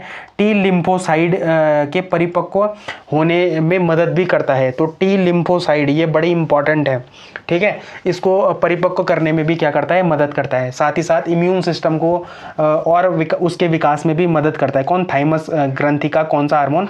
थाइमोसिन हार्मोन करता है। उम्र बढ़ने के साथ साथ थाइमस ग्लैंड का आकार सिकुड़ने लगता है। यही कारण है कि वृद्ध लोगों में रोग प्रतिरोधक क्षमता, मतलब जो इम्यूनिटी सिस्टम होती है, वो क्या हो जाता है? इम्यूनिटी कम हो जाती है, ठीक है, तो वो क्या हो जाती है? कम हो जाती है। तो ये एक इंपॉर्टेंट है। फिर एडिनल ग्लैंड है। तो एडिनल ग्लैंड आपको पता है कहाँ पर होता है? अपने किडनी के ऊपर होता है ये एडिनल ग्लैंड। एडिनल ग्लैंड कहाँ होता है? किडनी के ऊपर होता है। और ये 2 भागों में होता है, ठीक है, इसको हम 2 भाग में बांट लेते हैं। पहला एड्रिनल मेडुला, ठीक है, पहला है एड्रिनल मेडुला। तो इससे कौन सा हार्मोन निकलता है? तो इससे निकलता है एड्रेनालाइन हार्मोन निकलता है। और नॉर एड्रेनालाइन हार्मोन भी निकलता है। इसका काम क्या है, तो आपातकालीन हार्मोन है। तो एड्रेनल तो आपने पता ही होगा ना, इमरजेंसी हार्मोन भी कहते हैं एड्रेनल हार्मोन को। फाइट और फ्लाइट हार्मोन भी कहते हैं। ये तनाव, डर, खतरे के समय हार्ट रेट, सांस लेने की दर और ब्लड ग्लूकोज को क्या कर देता है, बढ़ा देता है। ठीक है, तो एड्रेनल ग्लैंड तो आपको पता ही है, सॉरी एड्रेनल हार्मोन तो आपको पता है, एड्रेनलाइन हार्मोन तो पता ही है ना आपको। तो इसको कौन स्रावित करता है भाई, एड्रेनल ग्लैंड स्रावित करती है। ठीक है, ये अंदर वाली है, लेकिन एक बाहर वाली भी होती है। इससे कौन सा हार्मोन निकलता है, तो भाई ग्लूकोकार्टिकॉटस हार्मोन निकलता है। जैसे कोलेस्ट्रॉल तनाव से निपटने में मदद करता है ये। और मिनरलोक, पता नहीं क्या क्या लिखा है यार, ये समझ नहीं आ रहा है। मिनरलोकॉर्टिकाइड जैसे एल्डोस्टेरोन शरीर में सोडियम और पोटेशियम को संतुलित बनाए रखता है। थोड़ा सा इसको खुद से भी पढ़ लेने की कोशिश करना, ठीक है, थोड़ा यहाँ पर दिक्कत हो रही है ना। फिर इससे कौन सा रोग होता है, देखो वैसे ये तो बहुत टफ हो गया, लेकिन यहाँ पर जो फाइट और फ्लाइट हो गया ना, एड्रेनल ग्लैंड क्या करता है, फाइट और फ्लाइट का काम करता है। लेकिन हाँ, यहाँ पर जो एड्रेनल बाहर वाला है, इसमें एक इंपॉर्टेंट चीज़ है कि इसमें एक रोग होता है। वो कौन सा रोग होता है, एडिसन रोग होता है। इसके हार्मोन्स की कमी के कारण क्या होता है, एडिसन रोग होता है। इससे शरीर में कमजोरी आ जाती है ना, पिगमेंटेशन हो जाता है, और ये थकान इससे शुरू हो जाती है। ठीक है, तो ये इंपॉर्टेंट है ना। एड्रेनल ग्लैंड से कौन सा हार्मोन निकलता है, एड्रेनालाइन को तो याद रखना, ये इंपॉर्टेंट है, फाइट और फ्लाइट वाला हार्मोन। ठीक है, ये ज़्यादा इंपॉर्टेंट है, बाकी इतने इंपॉर्टेंट नहीं है। पर थोड़ा सा ये एडिसन वाला रोग, मुझे ऐसा लगता है कि फर्दर अगर ये एक स्टेप ऊपर बढ़ेगा तो ये यहीं तक जा पाएगा, है ना। तो ये इंपॉर्टेंट है। फिर एक जो मिश्रित ग्लैंड है, ठीक है, जो हमारी क्या है, मिश्रित ग्लैंड है, वो क्या है, पैनक्रियाज है। तो पैनक्रियाज क्या है, एक मिश्रित ग्लैंड है। इसमें आइसलेट ऑफ लैंगरहैंस नामक कोशिकाओं का समूह होता है। तो ये भी पूछा जा सकता है कि लैंगरहैंस जो आइलेट्स हैं वो कहाँ पर मिलती हैं, वो कोशिकाओं का समूह कहाँ पर मिलता है, तो अग्नाशय में मिलता है, पैनक्रियाज में मिलता है। और देखो ये जो क्वेश्चन है ना, ये बहुत बार पेपर में आए हैं। ठीक है, यूपी पीसीएस में ये क्वेश्चन आया हुआ है। ठीक है, 2023 में, ठीक है, और 24 में भी आया हुआ है। ठीक है, आपके जो ये ग्रुप सी का एक एग्ज़ाम होता, वनदरोगा हुआ था, जो इससे पहले वाला हुआ था। ठीक है, वहाँ पर भी ये कोई क्वेश्चन आया था, ये बीटा कोशिका के बारे में। जब वो पुराना वाला हुआ था, जब क्या हुआ था, वो नकल हुई थी शायद, तब आया था ये क्वेश्चन। ठीक है, मैं देख रहा था, है ना। तो ये लैंगरहैंस आपको पता होना चाहिए कि कहाँ पर है, लैंगरहैंस कोशिकाएं कहाँ पर है, तो अग्नाशय में है। तो यहाँ पर एक अल्फा कोशिका होती है, ग्लूकागोन बनाती है ये, जो रक्त शुगर के स्तर को बढ़ाता है। क्या बनाता है, ग्लूकागोन बनाती है, जो कि क्या करता है, ब्लड शुगर के स्तर को बढ़ाता है। और बीटा कोशिका क्या करती है, इंसुलिन बनाती है। एग्जैक्टली यही क्वेश्चन आया था कि निम्न में से कौन सी कोशिकाएं इंसुलिन बनाती हैं, तो वो कौन सी कोशिकाएं बनाती हैं, बीटा कोशिकाएं या बनाती हैं, इंसुलिन बनाती हैं, जो रक्त में शुगर के स्तर को कम करता है, कोशिकाओं को शुगर सोखने में मदद करता है। तो ये क्या है, एक इम्पॉर्टेंट क्या है, आपके पास एक इम्पॉर्टेंट ये टॉपिक है। ठीक है, फिर रोग, इंसुलिन की कमी से डायबिटीज़ मेलिटस होता है। ये इसको ही आम भाषा में क्या कहते हैं, शुगर कहते हैं। ठीक है, तो डायबिटीज़ मेलिटस होता है। अच्छा, एक इंजेक्शन लगती है, ठीक है, उस इंजेक्शन का जरा नाम बताना, जो कि किनको लगती है, डायबिटिक पेशेंट को लगती हैं। ठीक है, उस इंजेक्शन का जरा एक बार नाम बताना। ठीक है, तो ये इंपॉर्टेंट है। फिर जो टेस्टिस है पुरुषों में, उससे कौन सा हार्मोन निकलता है, तो एंड्रोजेंस हार्मोन निकलता है। ठीक है, टेस्टोस्टेरोन भी कहते हैं इसको। ठीक है, टेस्टोस्टेरोन भी कहते हैं। ठीक है, यह मुख्य रूप से क्या करता है, शुक्राणु का निर्माण करता है, मांसपेशियों का विकास करता है, आवाज़ में जो भारीपन आ जाता है वो करता है, और एग्रेसिवनेस जो बनाता है वो कौन करता है, टेस्टोस्टेरोन करता है। कई बार होता है ना कि टेस्टोस्टेरोन बढ़ जाता है, तो वो आक्रामकता बढ़ जाती है, एग्रेसिवनेस बढ़ जाती है। ठीक है, ये इंपॉर्टेंट है। फिर जो महिलाओं में कौन सा हार्मोन होता है, तो जो ओवरी से निकलता है हार्मोन, तो वो एस्ट्रोजन और प्रोजेस्टेरोन होता है। ठीक है, क्या होता है, एस्ट्रोजन और प्रोजेस्टेरोन। तो जो एस्ट्रोजन होता है ना, वो द्वितीयक यौन लक्षण और जो मेंस्ट्रुएशन साइकिल को नियंत्रित करता है, और जो प्रोजेस्टेरोन होता है वो प्रेगनेंसी को बनाए रखने में मदद करता है। तो ये इंपॉर्टेंट है, जो गर्भावस्था को बनाए, मतलब प्रेगनेंसी को बनाए रखने के लिए इंपॉर्टेंट है। ठीक है, तो ये आपके क्या हो चुके हैं। अच्छा, कुछ इंपॉर्टेंट फैक्ट्स भी हैं, जैसे जो पूर्ण रूप से एंडोक्राइन ग्लैंड में नहीं है, और फिर भी ये क्या करते हैं, कुछ हार्मोन निकलते हैं, जैसे हृदय भी निकालता है, एएनएफ निकालता है, आरटीएल न्यूट्रेट्रिक फैक्टर निकालता है, जो ब्लड प्रेशर को क्या करता है, कम करता है। तो जैसे ना, ये क्वेश्चन यूपीएससी में आ जाते हैं कभी कभी। ठीक है, क्या पता पीसीएस में भी आ जाए, है ना, अगर आपको एक क्वेश्चन को टफ बनाना चाहे। किडनी से एरिथ्रोपोइटिन निकलता है, जो क्या करता है, आरबीसी के निर्माण को बढ़ावा देता है। फिर इंटेस्टिनल ट्रैक्ट है ना, यहाँ पर क्या करता है कि गैस्ट्रिन और सिक्रेटिन आदि को पाचन को क्या करता है, ये नियंत्रित करता है। तो ये तो खैर इतना इंपॉर्टेंट नहीं है, लेकिन ये दो इंपॉर्टेंट है, ये आपके पेपर में आ सकते हैं। ठीक है, तो आई होप आपको ये जो एंडोक्राइन ग्लैंड था जो हमने पढ़ लिया है, एक्सोक्राइन ग्लैंड हमने इससे पहले पढ़ा था, एंडोक्राइन हमने आज पढ़ लिया है। तो मुझे उम्मीद है कि आपको ये टॉपिक क्या हो गया होगा, आ गया होगा, मतलब अच्छे से समझ आ गया होगा। आ गया तो जरा इस MCQ का क्या कर देना, जरा आंसर कर देना। ये आपके लिए क्या है, बहुत ही बेहतरीन एक क्वेश्चन है। ठीक है, अब जो अगला जो टॉपिक है ये पॉलिटी से रिलेटेड है, और ये क्या है, संविधान सभा है, कॉन्स्टिट्यूशनल असेंबली है। ठीक है, ये तो ये इंपॉर्टेंट है आपके एग्जाम पॉइंट ऑफ व्यू के लिए। तो इसका गठन कब होता है, तो कैबिनेट मिशन योजना, संविधान सभा का गठन 1946 में भारत आए कैबिनेट मिशन की सिफारिशों के आधार पर होता है। ठीक है, तो कैबिनेट मिशन कब आती है, 1946 में आती है, और उसी के आधार पर क्या होता है, संविधान सभा का गठन होता है। इसमें जो चुनाव है, इसके सदस्यों का चुनाव प्रांतीय विधानसभाओं के सदस्यों द्वारा अप्रत्यक्ष रूप से एकल संकरणीय मत के माध्यम से होते हैं। देखो ये जो रेड कलर किया हुआ है ना, ये मैंने ही किया हुआ है, और क्वेश्चन यहीं से फंसता है। कई बार पूछा है उसने क्वेश्चन, बल्कि यूपीएससी में जो स्टेटमेंट वाले पीसीएस में, जो उत्तर प्रदेश पीसीएस था, वहाँ पर ये क्वेश्चन आया था, और स्टेटमेंट वाइज क्वेश्चन आया था कि जो कैबिनेट मिशन में जो क्या हुआ था, इलेक्शन हुए थे, वो अप्रत्यक्ष रूप से हुए थे या प्रत्यक्ष रूप से हुए थे, वहाँ पर यही क्वेश्चन था। ठीक है, तो अप्रत्यक्ष रूप से हुए थे और एकल संक्रमणीय मत प्रणाली के द्वारा हुए थे। तो यहाँ पर जो रियासतें थी, जो प्रिंसली स्टेट थे, तो देशी रियासतों के प्रतिनिधियों को उनके शासकों द्वारा नामित किया जाना था इसमें। ठीक है, तो ये एक इंपॉर्टेंट चीज़ है। फिर सदस्य संख्या कितनी थी, तो इनिशियल में कितनी थी, शुरुआत में कुल सदस्यों की संख्या कितनी थी, 389 थी, लेकिन इसमें से 296 सीटें ब्रिटिश भारत के लिए और 93 सीटें किसके लिए थी, देशी रियासतों के लिए थी, जो प्रिंसली स्टेट थी उनके लिए थी। ठीक है, फिर विभाजन के बाद, आफ्टर पार्टीशन, भारत पाकिस्तान विभाजन के बाद मुस्लिम लीग के सदस्य अलग हो गए, जिससे भारतीय संविधान सभा के सदस्यों की संख्या घटकर कितनी हो गई, तो 299 रह गई। ठीक, ये इंपॉर्टेंट है। कुछ प्रमुख तिथियां हैं, जैसे ये जो डेट्स हैं 9, 11 और 13 दिसंबर वाली जो डेट्स हैं, ये बड़ी इंपॉर्टेंट है। ठीक है, तो 9 दिसंबर 1946 को क्या होता है कि संविधान सभा की पहली बैठक नई दिल्ली में हुई। इस दिन सबसे वरिष्ठ सदस्य डॉक्टर सच्चिदानंद सिन्हा को अस्थायी सदस्य चुना गया। मुस्लिम लीग ने इस बैठक का बहिष्कार किया। पूछा जाता है कि जो 9 दिसंबर 1946 को पहली बैठक हुई थी संविधान सभा की, कि मुस्लिम लीग ने इस बैठक का क्या करा था, बहिष्कार किया था। फिर 11 दिसंबर 1946 को क्या होता है, डॉक्टर राजेंद्र प्रसाद को संविधान सभा का स्थायी अध्यक्ष और HC मुखर्जी को उपाध्यक्ष, ये क्वेश्चन आया हुआ है, ये मोस्ट इंपॉर्टेंट क्वेश्चन है, इसको याद रख लेना कि जो तो संविधान सभा का जो वाइस प्रेसिडेंट है, वो कौन है, तो HC मुखर्जी हैं। कौन है, HC मुखर्जी हैं। मैं देखो जानबूझ के दबाव के साथ बोल रहा हूँ, ये क्वेश्चन आ सकता है आपके पास में, और ये आया भी है, कहाँ पर, UPPCS में आ चुका है ये, और कई बार वहाँ से सीधे क्वेश्चन क्या होते हैं, कॉपी पेस्ट होते हैं अपने उत्तराखंड में। ठीक है, तो HC मुखर्जी क्या थे, उपाध्यक्ष थे किसके, संविधान सभा के। ठीक है, और सर BN राव को संवैधानिक सलाहकार नियुक्त किया गया था। ठीक है, तो ये इंपॉर्टेंट है।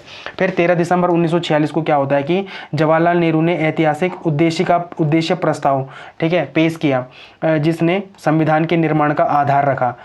इसे 22 जनवरी 1947 को सर्वसम्मति से स्वीकार किया गया। ये भी पूछा जा सकता है कि वो कौन सी डेट थी जहां पर उद्देश्य प्रस्ताव को रखा गया था, जवाहरलाल नेहरू के द्वारा पेश किया गया था। तो कब किया गया था, 13 दिसंबर को किया गया था। कब किया गया था भाई, 13 दिसंबर 1946 को किया गया था। और सर्वसम्मति से इसे कब स्वीकार किया गया, तो 22 जनवरी 1947 को इसे क्या किया गया, सर्वसम्मति से स्वीकार किया गया। ठीक है, तो ये इंपॉर्टेंट है। फिर कुछ प्रमुख कमेटियां बनी थी, है ना, कुछ कमेटियां बनी थी जो आपके एग्जाम पॉइंट ऑफ व्यू के लिए बड़ी इंपॉर्टेंट है। ठीक है, तो यहाँ पर जो प्रारूप समिति बनी थी, ड्राफ्टिंग कमेटी बनी थी। ठीक है, तो इसके अध्यक्ष कौन थे, तो डॉक्टर BR अम्बेडकर थे। ये कई बार क्वेश्चन आता है कि प्रारूप समिति के अध्यक्ष कौन थे, तो BR अम्बेडकर थे, है ना। इसका काम संविधान का ड्राफ्ट महीनों की चर्चा के बाद तैयार किया गया। इसका गठन कब हुआ था, 29 अगस्त 1947। ये क्वेश्चन भी कई बार आया हुआ है कि ड्राफ्टिंग कमेटी का गठन कब हुआ था, प्रारूप समिति का गठन कब हुआ था, तो 19 अगस्त 1947 को हुआ था। और जरा मुझे आप बताना कि ड्राफ्टिंग कमेटी में कितने लोग थे। ठीक है, ड्राफ्टिंग कमेटी में कितने लोग थे, कई बार ये क्वेश्चन आता है। ठीक है, कि ड्राफ्टिंग कमेटी में कितने लोग थे, ठीक है, तो ये क्वेश्चन आता है, तो ये इंपॉर्टेंट क्या है आपके लिए क्वेश्चन है। फिर संघ शक्ति समिति, तो इसके अध्यक्ष कौन थे, जवाहरलाल नेहरू थे। फिर प्रांतीय संविधान समिति, सरदार पटेल जी इसके कौन थे, अध्यक्ष थे। फिर मौलिक अधिकारों और अल्पसंख्यकों व सलाहकार समिति के अध्यक्ष कौन थे, तो सरदार पटेल जी थे। ठीक है, ये ना बाद में एक बार अलग अलग भी होती है, मौलिक अधिकारों की समिति और अल्पसंख्यक अधिकारों की समिति। जरा इन दोनों के बारे में बताना कि इन दोनों के अध्यक्ष कौन होते हैं। मतलब जब ये अलग हो अलग मतलब एक बार ये अलग तरीके से भी बनती है, मौलिक अधिकारों की समिति और अल्पसंख्यक पर सलाहकार समिति अलग अलग बनती है। ठीक है, तो जरा बताना कि वो उसके अध्यक्ष कौन कौन है। ठीक है, तो ये इंपॉर्टेंट है आपके लिए, आपके पेपर के लिए। अब आगे देख लेते हैं कि संविधान निर्माण का अंगीकरण, तो ये भी इम्पॉर्टेंट है। ठीक है, ये क्या है, इम्पॉर्टेंट है आपके प्री एग्जामिनेशन के लिए। तो समय, तो संविधान को पूरी तरह से बनने और तैयार होने के लिए 2 वर्ष 11 महीने और 18 दिन का क्या लगा था, समय लगा था। ठीक है, इस दौरान टोटल कितने सत्र हुए थे, कितने सेशन हुए थे, तो 11 सेशन हुए थे। कई बार ये एग्जामों में आता है कि पूरे के पूरे संविधान को बनने में कितने सत्र या सेशन लगे थे, तो कितने सेशन लगे थे भाई, 11 सेशन लगे थे। 26 नवंबर 1949 के दिन क्या हुआ था, इस दिन संविधान को अंतिम रूप से पारित और अंगीकृत किया गया। इसी दिन नागरिकता और चुनाव, देखो 15 आर्टिकल क्या हुए थे, लागू हुए थे। कब, 26 नवंबर 1949 को। ठीक है, और वो 15 आर्टिकल कौन कौन से थे, जरा मुझे कमेंट सेक्शन में बता देना। ठीक है, वो 15 आर्टिकल कौन कौन से थे जो 26 नवंबर 1949 को लागू कर दिए गए थे, वो कहाँ पर बता देना, कमेंट सेक्शन में बता देना। ठीक है, फिर 24 जनवरी 1950 को क्या हुआ कि संविधान सभा की अंतिम बैठक हुई। इस दिन डॉक्टर राजेंद्र प्रसाद को भारत का पहला राष्ट्रपति चुना गया और राष्ट्रगान और राष्ट्रगीत को भी अपनाया गया। तो ये बड़ा ही इंपॉर्टेंट एक डेट है 24 जनवरी के दिन, कि जिस दिन हमने क्या हुआ था, जिस दिन हमने राष्ट्रगान और राष्ट्रगीत को चुना था। ठीक है, तो ये इंपॉर्टेंट है। राष्ट्रगान को सबसे पहले कहां पर गाया गया था, जरा मुझे ये कमेंट सेक्शन में बताना कि राष्ट्रगान को सबसे पहले कहां पर गाया गया था और राष्ट्रगीत को सबसे पहले कहां पर गाया गया था। ठीक है, जरा ये कमेंट सेक्शन में बताना कि राष्ट्रगान को सबसे पहले कब गाया गया था, इवन मतलब सन बताना, ईयर बताना कि राष्ट्रगान को कौन से ईयर में सबसे पहले गाया गया था और राष्ट्रगीत को कौन से ईयर में सबसे पहले गाया गया था। ये आपके लिए क्वेश्चन है। फिर 26 जनवरी 1950, ठीक है, तो ये क्या था कि भारत का संविधान पूरी तरीके से लागू हुआ और भारत एक पूर्ण संप्रभु लोकतांत्रिक गणराज्य बन गया। ठीक है, वो कब बना था, तो 26 जनवरी 1950 को। ठीक है, फिर एक 42वां संविधान संशोधन होता है, उसके तहत कुछ शब्दों को जोड़ा जाता है बाद में। ठीक है, वो भी आप मुझे कहाँ पर बता देना, कमेंट सेक्शन में बता देना। ये मैं आपको जानबूझ के इतने सारे क्वेश्चन दे रहा हूँ ताकि आप क्या करो, लगातार इनको सर्च करो और आपको ये क्या हो सके, याद हो सके। ये बड़े ही कंफ्यूजिंग डेट्स होती हैं।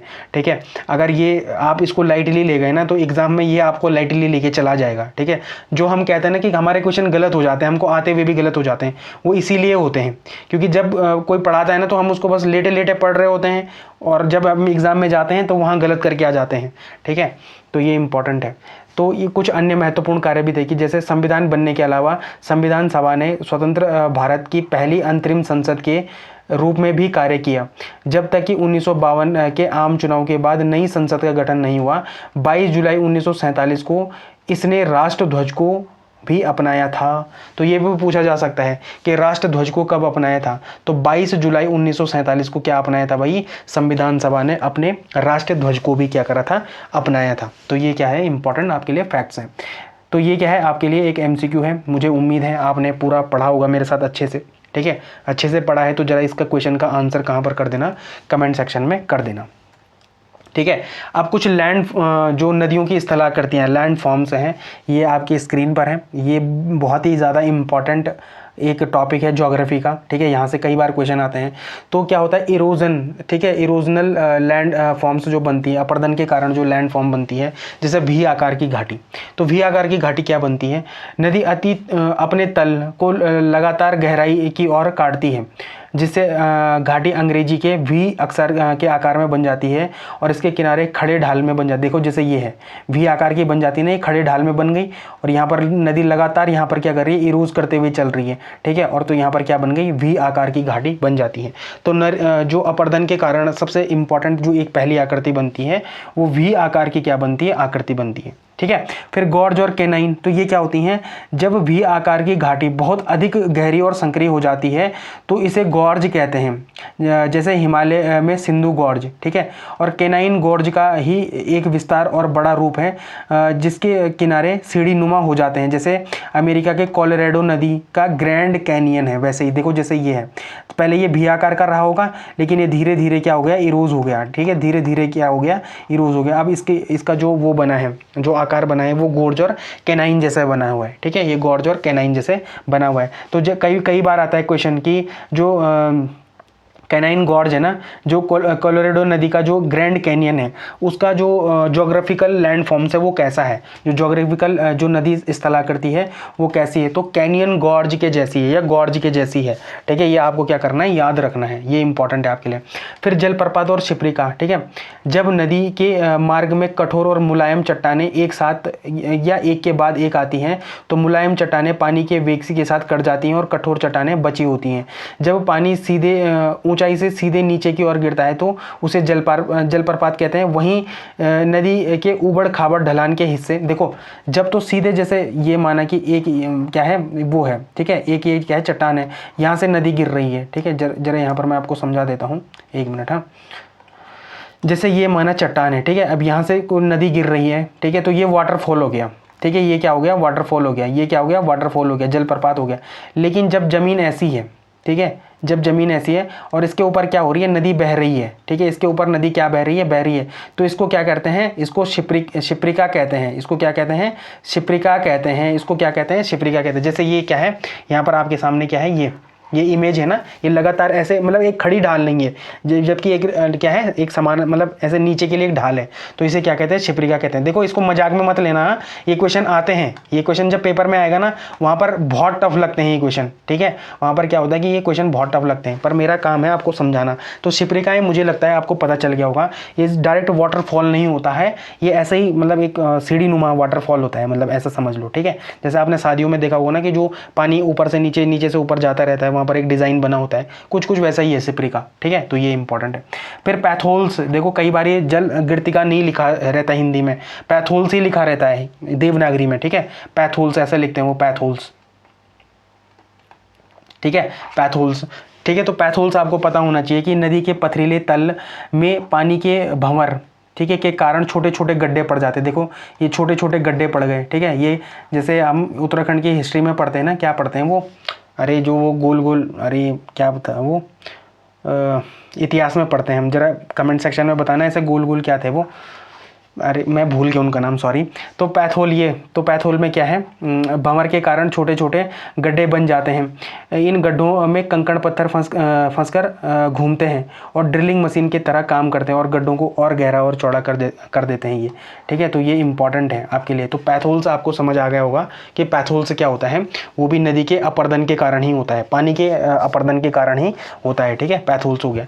अब निक्षेपण से स्थलाकृतियाँ बनती हैं। देखो वो तो क्या था, अपर्दन से था, अब ये क्या है, निक्षेपण से है, ठीक है, तो ये इंपॉर्टेंट है। तो जलोढ़, पंख और शंकु, जब नदी पहाड़ों से उतरकर अचानक मैदानी भाग में प्रवेश करती है तो उसकी गति एकदम से कम हो जाती है, ठीक है। जब पहाड़ों से क्या होती है, मैदानी भागों में आती है नदी, तो उसकी गति क्या हो जाती है, एकदम से कम हो जाती है। इसके कारण वह भारी अवसाद, जैसे अपने साथ क्या लाती है, बड़े पत्थर लाती है, बजरी लाती है, रेत लाती है, को पर्वत के पाद मतलब जो फुट पे छोड़ देती है, फुट पर ही जमा होने देती है, और इस जमाव को क्या कहते हैं, पंखे मतलब फैन और शंकु के आकार का होता है। जैसे ये देखो, ठीक है, ये शंकु के आकार का है ना, तो ऐसे ही हो जाता है, तो इसे जलोढ़ पंख या शंख कहते हैं। एलोवियल फैंस एंड कोन्स भी कहा जाता है इसे। तो ये आपके पेपर के लिए बड़ा इंपॉर्टेंट है। कई बार आता है कि निक्षेपण से कौन कौन सी स्थलाकृतियाँ बन रही हैं, ठीक है, निक्षेपण से कौन कौन सी स्थलाकृतियाँ बन रही हैं, तो वहाँ के लिए क्या है, ये इंपॉर्टेंट है। फिर नदी विसर्प है, ठीक है, नदी विसर्प है, ठीक है, नदी विसर्प है, ये इंपॉर्टेंट है। मैदानी भागों में नदी सीधे बहने के बजाय टेढ़े मेढ़े या ऐस आकार के रास्तों में बहती है, इसे नदी विसर्प कहते हैं। देखो ये ऐस आकार की है, ठीक है, ये ऐसा आकार की है, तो इसे क्या कहते हैं, नदी विसर्प कहते हैं। अब देखो ना यहाँ पर इंपॉर्टेंट है, यहाँ पर ये जो अगली वाली लाइन है ना, ये इंपॉर्टेंट है और यही पेपर में आती है। इसके बाहरी किनारे, जो बाहरी किनारे हैं ना, यहाँ पर तो अपर्दन होता है, यहाँ पर क्या होता है, अपर्दन होता है, लेकिन जो अंदर वाले किनारे यहाँ पर निक्षेपण होता है। ये जो अंदर वाले किनारे हैं वहाँ पर क्या होता है, निक्षेपण होता है। ठीक है, तो ये बड़ा इंपॉर्टेंट है आपके पेपर के लिए। वो पूछता है कि जो नदी विसर्प बनते हैं, जो एस आकार के नदी विसर्प बनते हैं, ये बाहरी किनारों की ओर अपर्दन होते हैं या निक्षेपण होते हैं, और अंदर की किनारे की ओर अपर्दन या निक्षेपण होते हैं। ये जब भी क्वेश्चन आता है ना, ये स्टेटमेंट फॉर्म में आता है, तो बाहर के लिए अपर्दन, अंदर के लिए निक्षेपण, बाहर के लिए अपर्दन, अंदर के लिए निक्षेपण, बाहर के लिए अपर्दन होता है और अंदर के लिए क्या होता है, निक्षेपण होता है। तो ये इंपॉर्टेंट है आपके लिए। ठीक, तो ये हो गया। फिर आता है गोखुर झील, ऑक्सबो लेक कहते हैं इसे, ऑक्सबो लेक के नाम से जाना जाता है। ठीक है, गोखुर, जो गाय का खुर होता है वो कुछ इस आकार का होता है ना।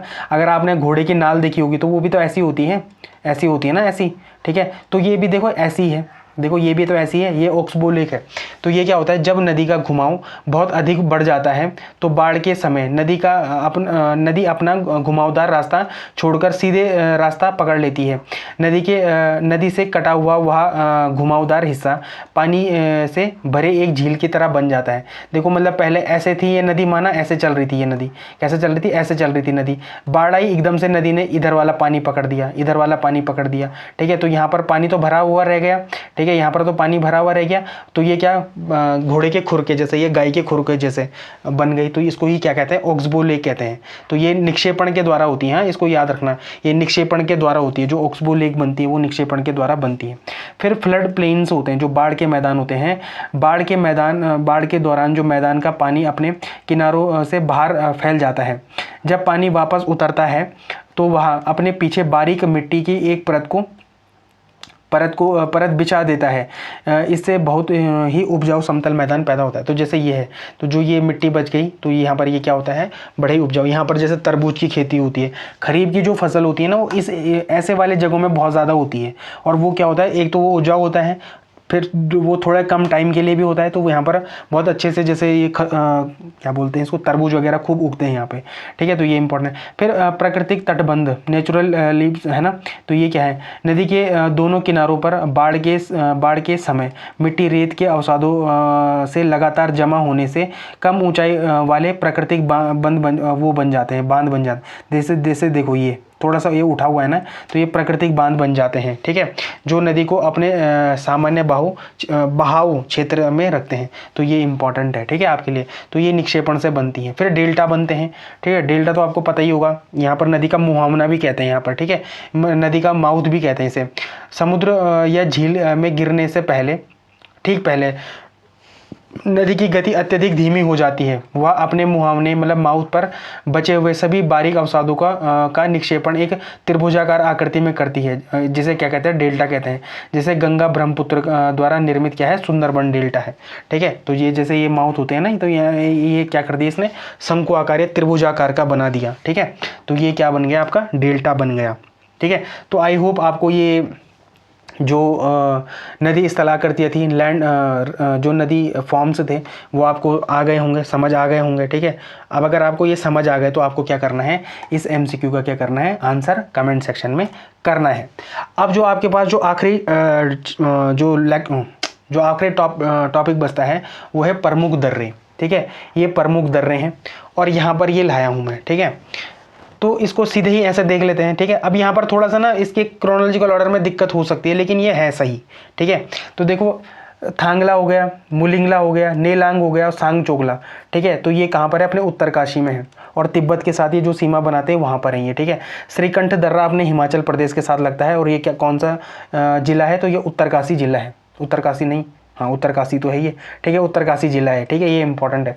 ये जो जिला है ये चमोली जिला है और चमोली में कौन कौन से अपने क्या है इम्पॉर्टेंट, जो तिब्बत के साथ वो बनाते हैं, दर्रे बनाते हैं। नीति हो गया, किंगरी बिंगरी हो गया, माणा हो गया, डुंगरीला हो गया। तो ये क्या करते हैं, तिब्बत के साथ क्या करते हैं, अपनी बॉर्डर बनाते हैं, मतलब सॉरी, तिब्बत के साथ ये क्या है, दर्रे हैं। ये इंपॉर्टेंट है, नीति, किंगरी बिंगरी, माणा और डुंगरीला दर्रा, ये किसके साथ बनाते हैं, तिब्बत के साथ। लेकिन कालिंदी दर्रा कौन से दो जिलों के बीच में है, तो ये उत्तरकाशी और किसके बीच में है, चमोली के बीच में है। उत्तरकाशी और चमोली के बीच में कौन सा दर्रा है, तो कालिंदी दर्रा है। ठीक है, अब देखो ये चमोली और पिथौरागढ़ के बीच में कौन कौन से दर्रा हैं? तो बाराहोती हो गया, मारचोक हो गया, लातूधुरा हो गया और टोपी है ना, तो ये टोपी दूंगा, ठीक है। तो ये दर्रे हो गए। तो ये किस किस के बीच में है? तो ये चमोली और पिथौरागढ़ के बीच में है। कहाँ पर है? चमोली और पिथौरागढ़ के बीच में। यहाँ पर चमोली और तिब्बत के बीच, पिथौरागढ़ और तिब्बत के बीच में एक ऊँटा दर्रा भी है, ठीक है। जयंती और लोबी दर्रा भी है, ठीक है, ये इंपॉर्टेंट है। मानसा और लिम्पिया धुरा भी है, ठीक है। दारमा और नवी धुरा भी है और लिपुलेख और गुंजी तो नेपाल के साथ है, ठीक है, ये इंपॉर्टेंट है ना। फिर यहाँ पर एक सिनला दर्रा है और सिनला दर्रा दो घाटियों के बीच में, दारमा और ब्यास घाटी के बीच में क्या है? सिनला दर्रा। और सिनला दर्रा पूर्ण तरीके से कहाँ पर है भाई? पिथौरागढ़ में है। कहाँ पर है? पिथौरागढ़ में। अब देखो, अब यहाँ पर है बागेश्वर, ये क्या है? बागेश्वर है, ठीक है, ये क्या है? बागेश्वर। तो चमोली और बागेश्वर के बीच में कौन सा दर्रा है? तो सुंदर ढूंगा दर्रा है। कौन सा दर्रा है? तो सुंदर ढूंगा दर्रा है, ठीक है। कौन सा दर्रा है? तो सुंदर ढूंगा दर्रा है। सुंदर ढूंगा दर्रा किस किस के बीच में है? सुंदर ढूंगा दर्रा किस किस के बीच में है भाई? तो सुंदर ढूंगा दर्रा किस किस के बीच में है? बागेश्वर और चमोली के बीच में है, ठीक है, चमोली के बीच में है सुंदर ढूंगा, ठीक है। ये है अपना पिथौरागढ़। और बागेश्वर और पिथौरागढ़ के बीच में कौन सा दर्रा है? तो ट्रेल पास है। क्या है? ट्रेल पास है, ठीक है। सिनला दर्रा किन दो घाटियों के बीच में है? तो दारमा और ब्यास घाटी के बीच में है, लेकिन पूर्ण तरीके से कहाँ पर है? पिथौरागढ़ में है, ठीक है। इधर है अपना तिब्बत, ठीक है, इधर है अपना नेपाल और उत्तर मतलब जो अपना पिथौरागढ़ है, इसके बीच में क्या है? लिपुलेख और गुंजी दर्रा है, ठीक है, लिपुलेख और गुंजी दर्रा है। दारमा और नवी धुरा है, कहाँ पर? तिब्बत और इसके बीच, पिथौरागढ़ के बीच। क्या, ठीक है ना। लिम्पिया धुरा और मानसिया जो वो है, ठीक है, दर्रा है, वो किसके बीच में? तिब्बत और पिथौरागढ़ के बीच में। ऊँटा दर्रा भी इनके बीच में है। जयंती और लोबी दर्रा भी कहाँ है? यहीं पर है, ठीक है। तो ये आपको मुझे लगता है कि समझ आ गया होगा। फिर यहाँ पर है अपना चंपावत, ठीक है, क्या है? चंपावत, ठीक है, ये क्या है? चंपावत है।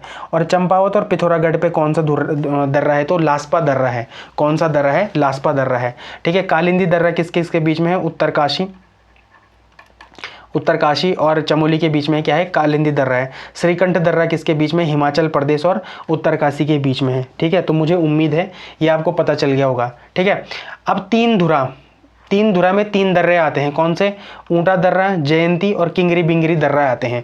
किसमें? तीन धुरा। कई बार आ सकता है कि निम्न में से तीन धुरा में शामिल कौन सा नहीं है, तो आपको पता होना चाहिए ये तीन धुरा में शामिल कौन सा है। तो ऊँटा हो गया, जयंती हो गया, किंगरी बिंगरी दर्रा कहाँ पर है भाई? तीन धुरा में। तीन धुरा के क्या हैं? ये प्रकार हैं, ठीक है। तीन धुरा में मतलब कौन से तीन दर्रे आते हैं? तो ऊँटा, जयंती और किंगरी बिंगरी दर्रे आते हैं, ठीक है। अब आपने मुझे एक क्वेश्चन का आंसर बताना है कि ट्रेल पास की खोज किसने करी? देखो, एक तो ट्रेल ने करी ही करी है, लेकिन ट्रेल के साथ एक और व्यक्ति थे जिन्होंने ट्रेल पास की खोज करी। आपको उनका नाम मुझे कहाँ पर बताना है? कमेंट सेक्शन में बताना है। कहाँ पर बताना है भैया? कमेंट सेक्शन में बताना है, ठीक है। तो आई होप आपको आज का लेक्चर पसंद आया होगा। अगर आपको आज का लेक्चर पसंद आया है तो लाइक, शेयर, सब्सक्राइब और कमेंट जरूर करें और अपने दोस्तों के साथ इसको जरूर से क्या करें? शेयर करें। Thank you so much.